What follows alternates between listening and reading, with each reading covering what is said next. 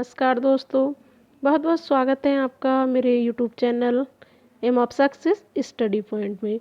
Friend, आज का जो हमारा टॉपिक है बाल विकास एवं शिक्षा शास्त्र से बाल केंद्रित शिक्षा एवं प्रगतिशील शिक्षा, काफ़ी महत्वपूर्ण टॉपिक है। सीटेट, यूपीटेट यानी जो भी स्टेट लेवल की शिक्षक पात्रता परीक्षा की आप तैयारी कर रहे हैं तो यहाँ से काफ़ी क्वेश्चन पूछे जाते हैं, तो इसलिए इस टॉपिक को यहाँ पे हम कवर करेंगे आज। फ्रेंड, जिसने भी अभी चैनल को सब्सक्राइब नहीं किया है तो पहले वो चैनल को सब्सक्राइब कर लें, बेल आइकन को प्रेस कर लें ताकि जो भी न्यू वीडियो है उसका नोटिफिकेशन आपको मिल जाए। और वीडियो अगर आपको अच्छा लगता है तो लाइक शेयर भी कर सकते हैं। तो चलिए स्टार्ट करते हैं। बाल केंद्रित शिक्षा। बाल केंद्रित शिक्षा पर विशेष बल भारतीय शिक्षाविद गिजुबाई ने दिया था। इम्पॉर्टेंट है, ध्यान रखिएगा कि जो सबसे ज़्यादा बल दिया था बाल केंद्रित शिक्षा पे तो वो दिया था गिजुबाई ने। क्वेश्चन पूछा जा सकता है क्योंकि उन्होंने कहा कि जो शिक्षा है वो बालक को ध्यान में रख के होनी चाहिए, ना कि टीचर को, क्योंकि बालक अधिगम करने के लिए जाता है तो शिक्षक के जितने भी पहलू हैं उनको बालक के अनुसार तैयार किया जाना चाहिए। जॉन डीवी ने बाल केंद्रित शिक्षा का समर्थन किया।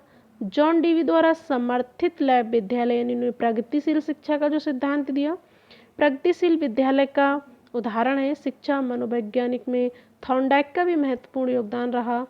शिक्षक बालकों का मार्गदर्शन करते हैं, उनके स्वयं की समझ विकसित करने में मदद करते हैं। जो शिक्षक है वो मार्गदर्शक के रूप में होना चाहिए और जो अधिगम करते टाइम जो बच्चों को परेशानियां हो रही हैं उनको समझने में उनकी समझ को विकसित करें और उनकी मदद करें।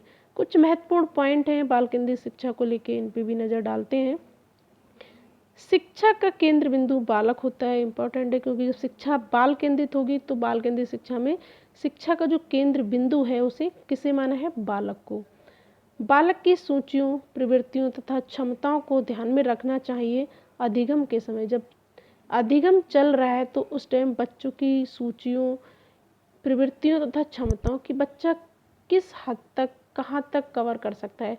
ऐसा नहीं है कि हम बच्चे को 4 क्वेश्चन दिए पड़े और उसकी क्षमता है कि वो 2 क्वेश्चन ही सॉल्व कर सकता है तो उसे उतना ही दीजिए। यानी 2 क्वेश्चन वो अच्छे से रुचिपूर्ण तरह से कर पा रहा है तो उसे 2 क्वेश्चन ही दीजिए, ना कि 4। 4 क्वेश्चन के चक्कर में वो 2 भी भूल जाएगा और कुछ भी नहीं करेगा तो अधिगम में बाधा होगी। तो उसे उतना ही उसे अधिगम कराना चाहिए, मतलब सिखाना चाहिए कि जितनी उसकी क्षमता है। तो उन चीज़ों का पता लगाने का काम किसका है? शिक्षक का। तो इस चीज़ का भी ध्यान रखना चाहिए। ये बाल केंद्रित शिक्षा का सेकंड पॉइंट है। थर्ड है बालकों की दैनिक समस्याओं को दूर करने का प्रयास किया जाता है। यानी बच्चों को अधिगम के दौरान जो भी समस्याएं हो रही हैं, दैनिक समस्याएं यानी डेली जो समस्याएं हो रही हैं उनको दूर करने का प्रयास किया जाता है। किसके अंतर्गत? बाल केंद्रित शिक्षा के अंतर्गत। व्यक्तिगत शिक्षण पर बल दिया जाना चाहिए। शिक्षा जो है वो व्यक्तिगत शिक्षण पर, यानी हर व्यक्ति को शिक्षा का अधिकार है और हर व्यक्ति को जो कक्षा में अधिगम करने के लिए आ रहे हैं जो शिक्षार्थी, तो शिक्षक का कर्तव्य है कि हर बच्चे पे समान ध्यान दे, समान तरीके से। ऐसा नहीं है कि किसी पे अधिक ध्यान दिया जाए, किसी पे बिल्कुल ध्यान ना दें। तो ये व्यक्तिगत शिक्षण पर भी बल दिया जाना चाहिए। स्वावलंबी व स्वतंत्र बनने की प्रेरणा दी जाए कि बच्चा कुछ पूछना चाह रहा है, सीखने के दौरान उसके अंदर कुछ विचार, कुछ भाव आ रहे हैं तो उसे बोल सके, उन्हें व्यक्त कर सके, इस तरह की स्वतंत्रता उसे दी जानी चाहिए। अनुशासन में रहकर कार्यों के निष्पादन कराने पर बल देना चाहिए कि बच्चे को जो भी सिखाया जाए वही वो अनुशासन में हो। और यहाँ पे अनुशासन दंड देकर नहीं सिखा सकते हैं। बच्चों को प्रेरणात्मक तरीके से इस तरह से बच्चों को क्लास में बिठाना चाहिए कि वो जो भी सीखें वो अनुशासन में रह के सीखें। ऐसा नहीं है कि कक्षा में अधिगम चल रहा है, उन्हें कुछ पढ़ाया जा रहा है, 4 बच्चे बाहर घूम रहे हैं, 2 बच्चे इधर बातें कर रहे हैं, तो इस तरह से अधिगम नहीं हो सकता। आत्मविश्वास विकसित किया जाता है जिससे स्वावलंबी बन सके। हस्तपरक गतिविधियों पर बल दिया जाता है, मतलब बच्चों को आत्मविश्वास उनके अंदर सबसे पहले जागृत करना चाहिए। कि कुछ बच्चे क्या करते हैं, उन्हें कुछ भी जो चीज़ें हैं वो आती तो उन्हें अच्छे से हैं, लेकिन वो क्या है, उनके अंदर आत्मविश्वास की कमी है तो उन्हें बोल नहीं पा रहे हैं। तो पहले तो उनका आत्मविश्वास जागृत करना चाहिए और फिर उन्हें हस्तपरक गतिविधियों ने जो भी कार्य वो करें वो इस तरह से उन्हें कार्य देना चाहिए कि वो खुद से करके सीखें। क्योंकि बच्चा जब खुद से करके सीखता है तो उसे अच्छे से सीख जाता है। तो ऐसे टॉपिक को सम्मिलित करना चाहिए कि बच्चों को खुद से करके सीखने पर बल दिया जाए, खुद से करके सीखने का उन्हें मौका मिले। तो ये बाल केंद्रित शिक्षा के कुछ पॉइंट थे। आगे देखते हैं बाल केंद्रित शिक्षा की विशेषताएं क्या हैं। सबसे पहला पॉइंट है बाल केंद्रित शिक्षा में बालक के व्यवहार को जाने बिना शिक्षा देना उचित नहीं है, क्योंकि शिक्षा का उद्देश्य बालक के व्यक्तित्व का सर्वांगीण विकास करना है। किसी भी बच्चे को हम उसके व्यवहार को, उसकी रुचियों को, उसकी योग्यता को, उसके मानसिक स्तर को अच्छे से जान लेना चाहिए शिक्षक को, तभी उसे हम शिक्षा प्रदान करनी चाहिए। जब उसे पता होगा कि उसका मानसिक स्तर किस लेवल तक है, उसकी रुचि किस में ज़्यादा है, तभी उसका सर्वांगीण विकास संभव है। सेकंड पॉइंट है शिक्षण विधि। बाल मनोविज्ञान की मदद से ही बाल केंद्रित शिक्षा को गति मिली है, क्योंकि बालक को कैसे पढ़ाया जाए ये ज़्यादा महत्वपूर्ण है क्या पढ़ाया जाए से, तथा बालक को पढ़ाने की विधि बाल मनोविज्ञान बताता है। बाल मनोविज्ञान ज्ञान अर्जित करने के तरीके तथा उसके अवरोध को दूर करने का तरीका भी बताता है।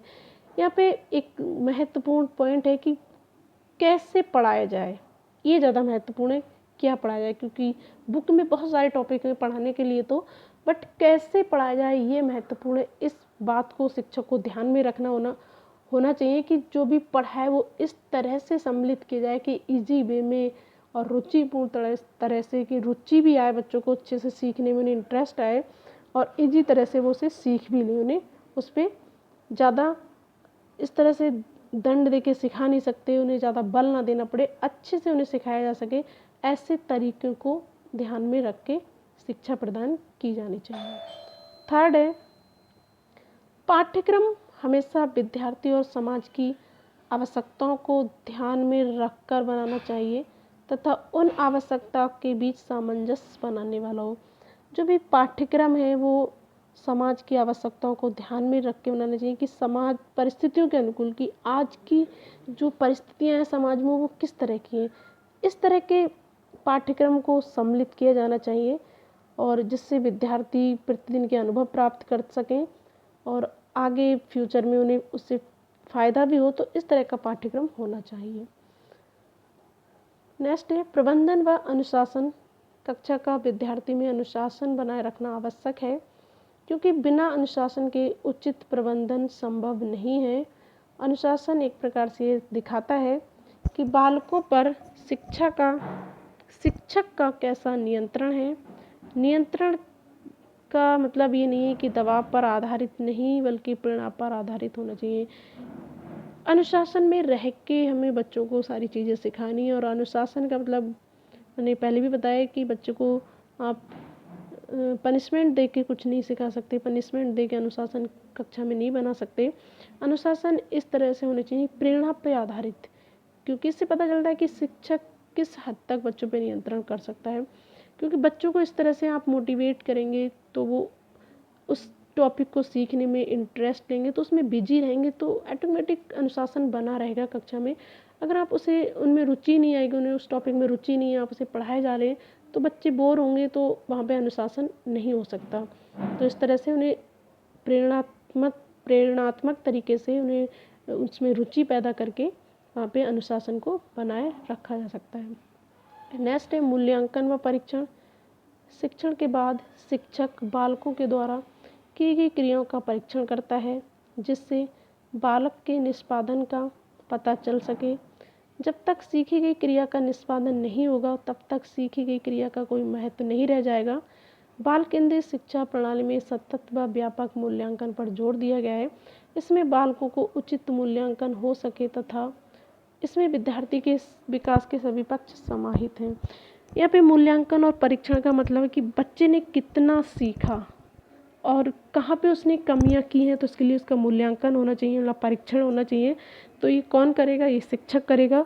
और सतत व्यापक मूल्यांकन, यानी सतत का मतलब है कि जब बच्चा कार्य कर रहा है उस टाइम उसका निरीक्षण करना चाहिए। अगर वहाँ पे कुछ वो गलती करता है तो उन गलतियों को तुरंत दूर किया जा सके शिक्षक के द्वारा, और जो कमियाँ होंगी तो उन्हें दूर करने का पूरा प्रयास किया जाए। तो इस तरह का मूल्यांकन और परीक्षण जरूर सम्मिलित होना चाहिए, तभी जो शिक्षार्थी है वो अच्छे से अधिगम कर सकेगा। समस्याओं का निदान, बालक की समस्याओं को निदान करने का प्रयास किया जाता है, चाहे वे समस्या सीखने संबंधी हो या उसके निष्पादन संबंधी। बच्चे जो सीख रहे हैं उसमें उन्हें समस्या आ रही है तो शिक्षक तुरंत उनकी समस्या का निदान करे, इस तरह का भी प्रावधान किया गया है बाल केंद्रित शिक्षा में। आगे है बाल केंद्रित शिक्षण के सिद्धांत। क्या सिद्धांत हैं बाल केंद्रित शिक्षा के, वो भी देख लेते हैं। चयन का सिद्धांत, पहला है चयन का सिद्धांत, यानी बालकों के योग्यता के अनुरूप विषय वस्तु का चयन किया जाना चाहिए। उनकी मानसिक दशा का भी, शिक्षकों के वक्त, मतलब शिक्षक जो क्लास में पढ़ा रहा है तो उनकी रुचि, उनकी मानसिक दशा, इन सबको ध्यान में रख के पढ़ाना चाहिए। क्योंकि एक छात्र है, यहाँ पे देखो दिया है कि छात्र यदि थके हुए हैं तो उस विकल्प को उनको देना चाहिए कि वो किस तरह पढ़ना पसंद करेंगे।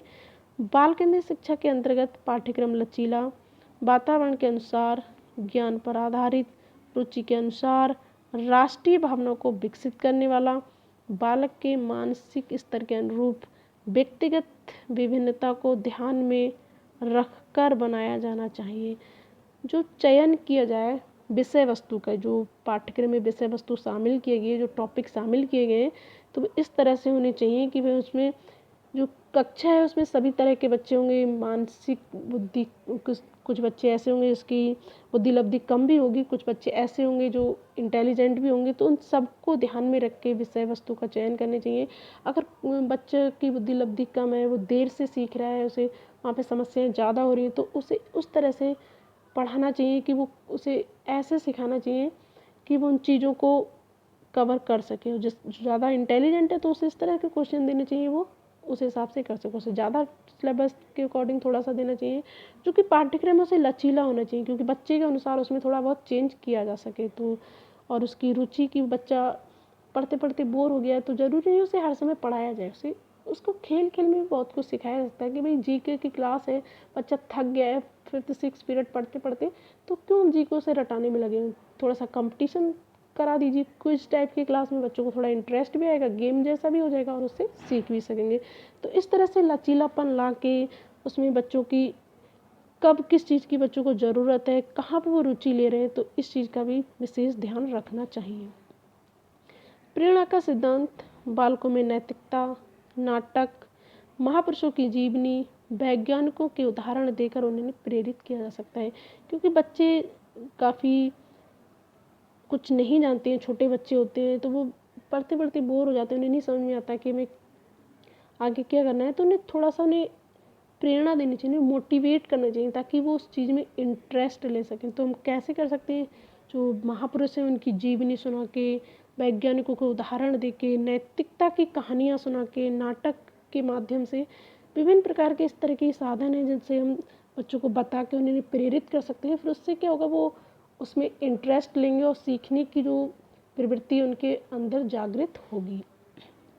नेक्स्ट है रुचि का सिद्धांत।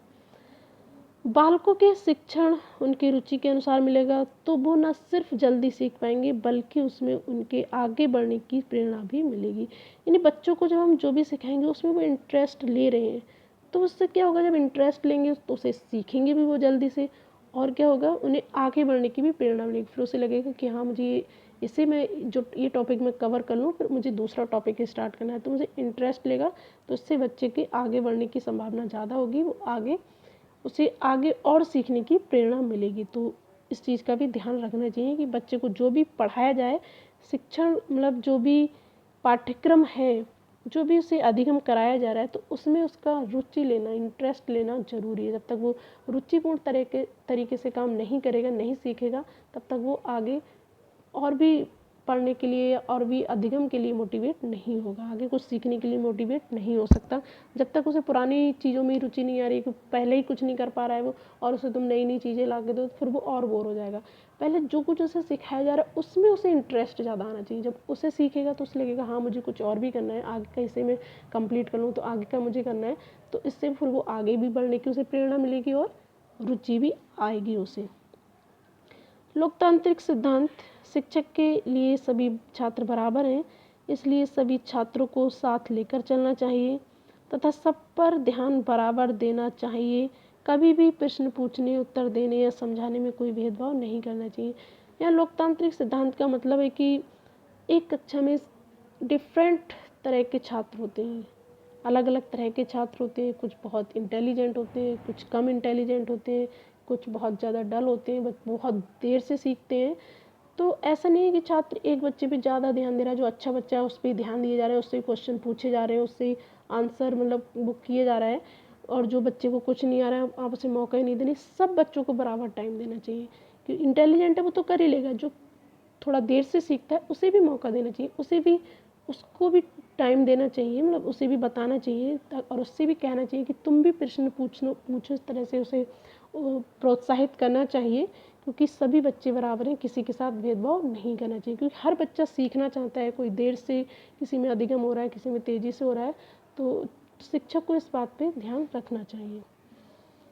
सर्वांगीण विकास का सिद्धांत बालकों में उसके सभी पक्ष को विकसित करने पर बल देना चाहिए, तभी बालकों का सर्वांगीण विकास हो पाएगा। मतलब जो भी शिक्षा दी जाए बच्चों को, इस तरह की शिक्षा हो कि उसका सर्वांगीण विकास, यानी मानसिक विकास भी हो, शारीरिक विकास भी हो, बौद्धिक विकास, यानी इस तरह से पाठ्यक्रम होना चाहिए बच्चों को। फिजिकल के लिए उसे गेम के लिए भी, गेम भी उसमें होना चाहिए, और मानसिक बुद्धि उसकी डेवलप हो, इस तरह से भी उसके लिए जो मानसिक लेवल के जो गेम आते हैं, पजल वगैरह, इस तरह को उससे भी सम्मिलित करनी चाहिए। मतलब जो हर तरह की शिक्षा बच्चे को देना चाहिए, उनका हर फील्ड में उसका विकास हो सके। नेक्स्ट है, ये तो थी बाल केंद्रित शिक्षा। आगे हम बात करते हैं प्रगतिशील शिक्षा, यानी प्रोग्रेसिव एजुकेशन। जैसे ये क्या है, अमेरिकी मनोवैज्ञानिक जो जॉन डीवी थे, उन्होंने प्रगतिशील शिक्षा की अवधारणा में महत्वपूर्ण योगदान दिया। तो प्रगतिशील शिक्षा का जो अवधारणा दी थी प्रगतिशील शिक्षा का, तो वो थे अमेरिकी मनोवैज्ञानिक जॉन डीवी। इम्पोर्टेंट है, यहाँ पे आप इसे नोट डाउन कर सकते हैं। क्वेश्चन पूछ भी लेते हैं कि प्रगतिशील शिक्षा का सिद्धांत किसने दिया था, तो जॉन डीवी ने दिया था। और ये कहाँ से थे, ये अमेरिका से थे।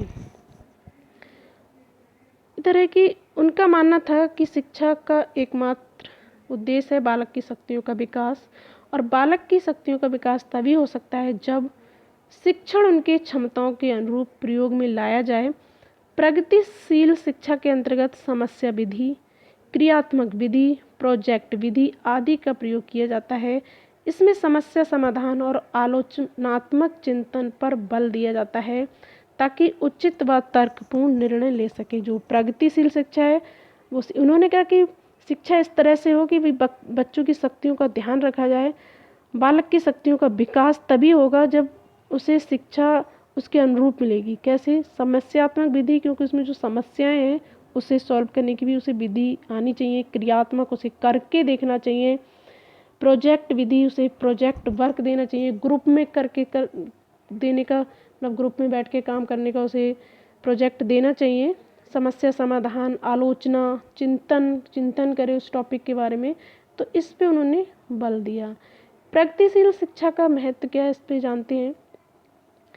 प्रगतिशील शिक्षा प्रजातांत्रिक मूल्यों पर बल देता है।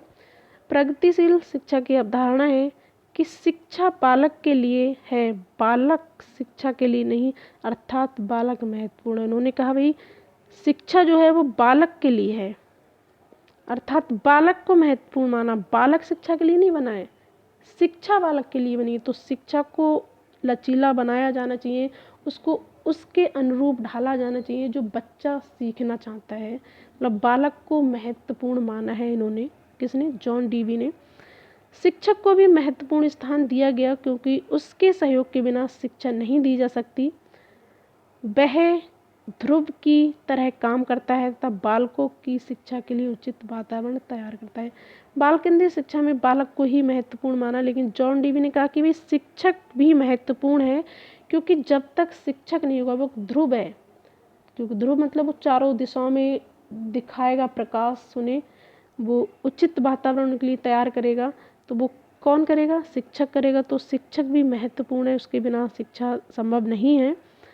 नेक्स्ट है, प्रगतिशील शिक्षा के अंतर्गत जॉन डीवी ने शिक्षा में दो शब्दों को विशेष महत्वपूर्ण माना है, रुचि व प्रयास। जॉन डीवी ने कहा भाई एक तो रुचि आनी चाहिए कि कोई भी हम काम करें, अगर उसे बेमन से करेंगे, जब उसमें हमें इंटरेस्ट आ ही नहीं रहा है, रुचि है ही नहीं, तो कितना भी अच्छा काम हो, कितना भी ईजी हो, फिर भी वो हमें अच्छा नहीं लगेगा, तो बहुत कठिन लगेगा। जब उसमें हमें रुचि आएगी तो कितना भी कठिन काम हो वो भी हमें सरल लगने लगता है। और प्रयास, क्योंकि जब तक हम प्रयास नहीं करेंगे उसे करने का, तब तक कोई भी काम नहीं हो सकता। कि हमने एक बार किया, अगर वो नहीं आ रहा है तो आपने निराश होकर छोड़ दिया, तो फिर आप दोबारा से उसे नहीं करोगे।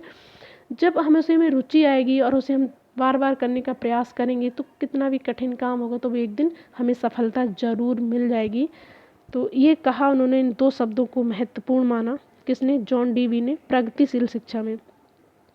शिक्षक को बालक की योग्यताओं पर दृष्टि रखते हुए निर्देशित करना चाहिए। मतलब जो भी शिक्षक है, बच्चे की योग्यता की, भाई बच्चा कितना कर पा रहा है, उसकी योग्यता को ध्यान में रखते हुए उसे निर्देश देना चाहिए। कि आप उसे बताना चाहिए कि हाँ कहाँ पे कितना करना है, कि बच्चा एक बार में कितना काम कर सकता है, कहाँ पे वो गलतियाँ कर रहा है। तो उन चीज़ों को ध्यान में रखना चाहिए शिक्षक को, और उन्हें मार्गदर्शन देना चाहिए। प्रत्येक बालक को उसकी बौद्धिक क्षमताओं से आवश्यक अवगत कराना चाहिए। मतलब बच्चे को उसकी बौद्धिक क्षमताएं, कि हर बच्चे के अंदर क्षमता होती है कुछ ना। हर बच्चा क्रिएटिव है, हर बच्चा विशिष्ट है, हर बच्चा सीखना चाहता है, क्योंकि बच्चा एक नन्हा वैज्ञानिक है। तो उसकी उसकी जो क्षमता है उसे अवगत कराना चाहिए। नहीं, ऐसा बच्चे को कभी डिमोटिवेट नहीं करना चाहिए कि नहीं तुम ये नहीं कर सकते, कि तुम्हें तो मैथ आता नहीं है, तुम इसे सॉल्व नहीं कर सकते। उसको आप कर सकते हो, आपके अंदर इतनी क्षमता है कि आप इसे कर सकते हो। तो इससे बच्चा जब प्रोत्साहित होगा, उसके अंदर रुचि आएगी, तो उसे करने का प्रयास जरूर करेगा। करने का प्रयास करेगा 1 बार 2 बार 3 बार, कब तक असफल होगा, एक दिन सफलता मिल ही जाएगी। तो इस तरह से बच्चे को प्रगतिशील शिक्षा में इन्होंने कहा कि भी बच्चों को उसकी बौद्धिक क्षमताओं से उसे अवगत कराओ, और उसके लिए आगे बढ़ने की जो भी प्रेरणात्मक कार्य हैं वो उसमें संलग्न करना चाहिए। बच्चा जब प्रेरणात्मक तरीके से कार्य करेगा तो सर्वांगीण विकास उसका संभव है। बालक को ऐसे काम देने चाहिए जिससे उसके मानसिक क्रिया में गति है। मतलब बच्चे को जो भी कार्य दो तो इस तरह से दो कि उसमें चिंतन करे। जब चिंतन करेगा, उसके बारे में सोचेगा विभिन्न तरह से, कि इस क्वेश्चन को मैं कहाँ से शुरू करूँ, इसको इस तरह से कर सकता हूँ, कि इसको इस तरह से कर सकता हूँ।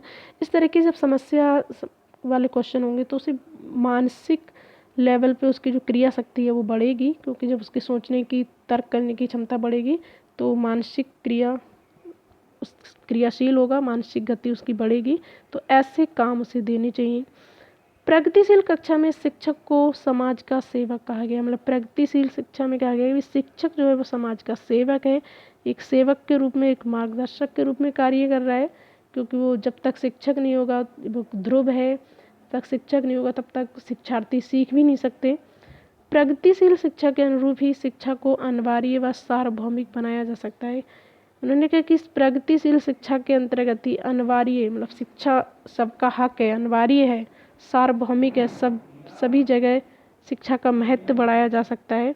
किसके अंतर्गत? प्रगतिशील शिक्षा के अंतर्गत। प्रगतिशील शिक्षा का उद्देश्य बालक के व्यक्तित्व का विकास करना है तथा शिक्षा के माध्यम से लोकतंत्र की स्थापना करना। मतलब प्रगतिशील शिक्षा का उद्देश्य है कि व्यक्तित्व का विकास हो, बच्चे का संपूर्ण विकास हो, और शिक्षा के माध्यम से ही लोकतंत्र की स्थापना करना है। मतलब हर बच्चे को बराबर का अधिकार मिले शिक्षा में, इस तरह का विकास, इस तरह की स्थापना करनी है। तो ये 2 महत्वपूर्ण पॉइंट थे, बाल केंद्रित शिक्षा और प्रगतिशील शिक्षा। कैसा लगा फ्रेंड आपको ये आज की वीडियो? फ्रेंड मुझे कमेंट करके ज़रूर बताइए। मिलते हैं नेक्स्ट वीडियो में, तब तक के लिए बाय बाय।